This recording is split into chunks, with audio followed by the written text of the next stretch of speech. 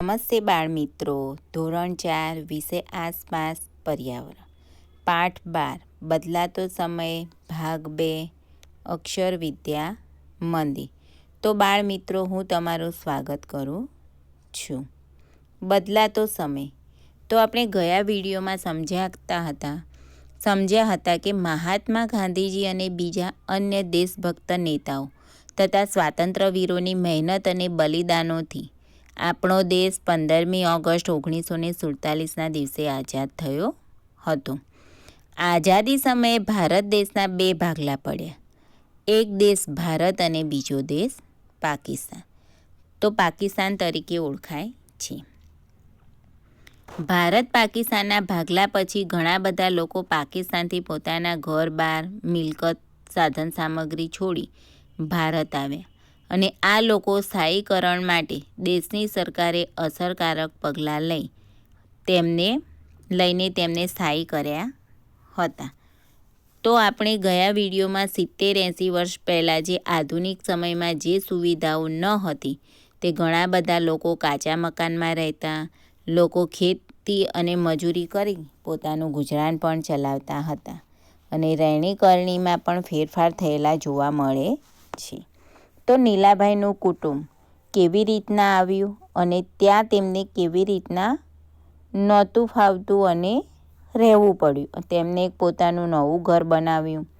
તેમનું ઘર ગાયનું છાણ ભેગું કરી માએ તેમાં લીંપણ કર્યું, ભોંયતળિયું તૈયાર કર્યું. ઘાર કરેલો હોય ત્યાં જીવજંતુઓથી દૂર રહે છે અને છાપરું ઢાંકવાનું હતું. બાપાએ લાંબી લીમડાની ડાળીઓ તોડી તેના વાંસા પણ બનાવ્યા હતા.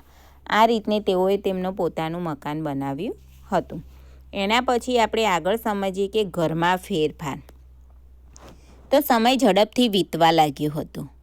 અમે મહેનત કરીને સ્થિર થયા હતા. નીલાભાઈ કહે છે કે સમય ખૂબ જ ઝડપથી વીતતો હતો અને મહેનત કરી અમે ત્યાં સ્થિર થયા હતા.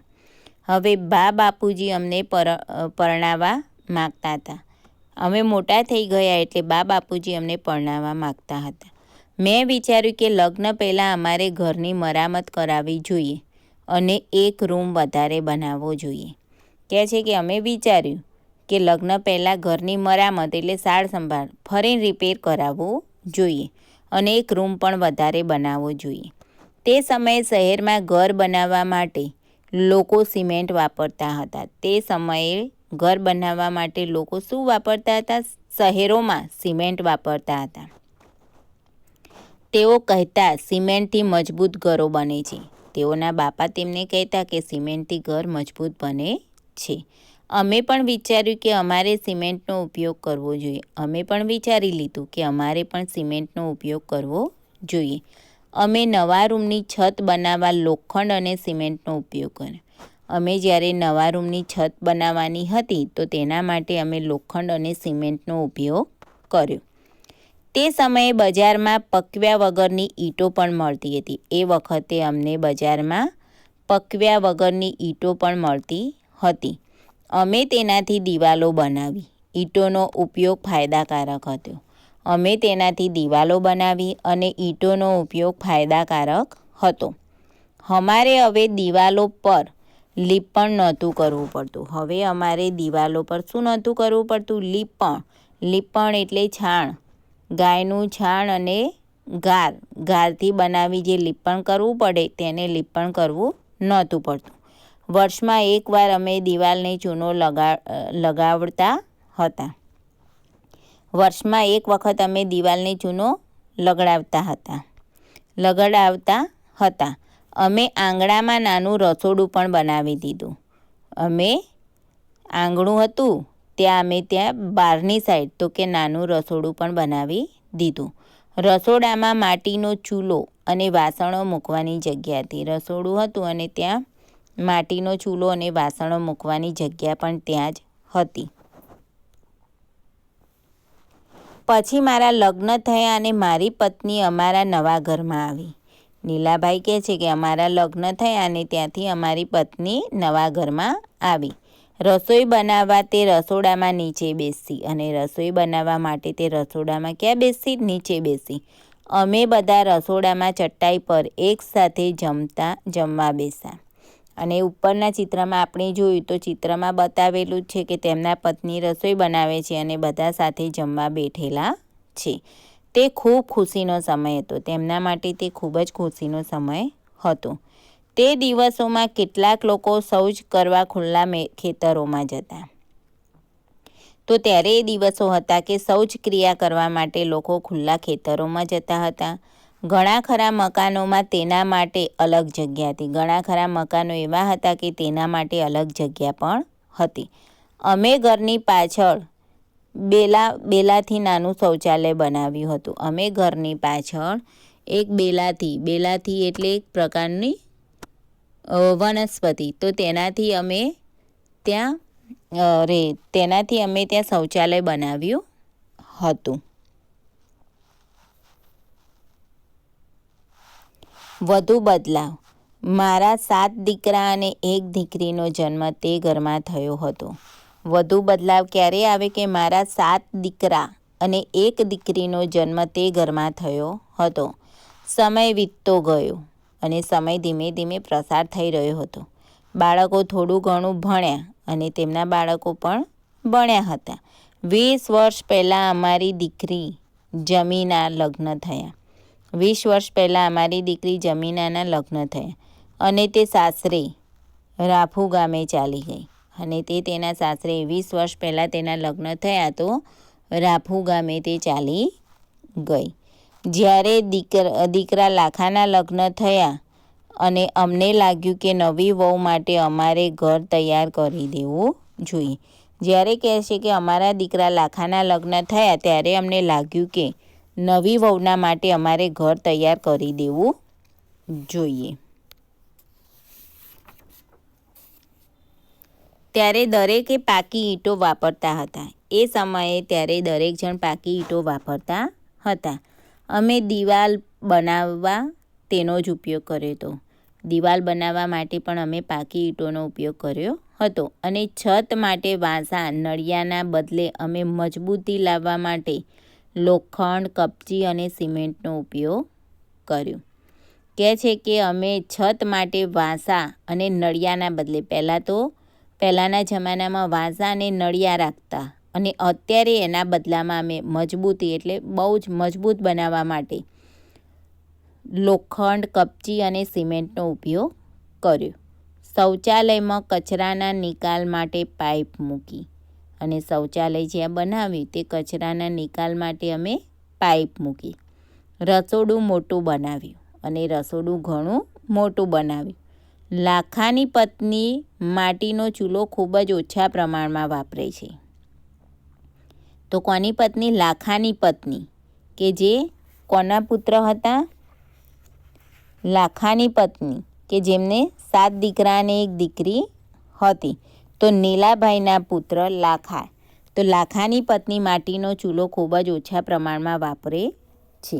કારણ કે તે ગેસ સ્ટવ પર રસોઈ બનાવે છે. કેમ કે તે ગેસ સ્ટવ પર રસોઈ બનાવે છે. હવે નવી વસ્તુઓ જોઈએ. હવે શું જોઈએ?